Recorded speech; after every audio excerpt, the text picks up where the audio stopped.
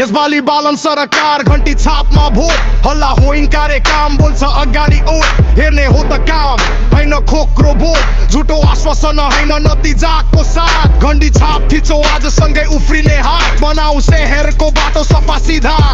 ठुलो घट्दै जाओस् आशा होस् दृढ घन्टी छाप भन्ने छाप थिचो आज काम बोलो बोल भने हात कति बस्ने लाज भोट भनेको जिम्मेवारी खेलौना होइन सही चिने रोज्दा परिवर्तन देखिने घन्टी छाप सहर सफा नियम बलियो र कडा राजको छापले लेख्छ भोलिको पाना जनताको हातबाट उठ्छ नयाँ जमाना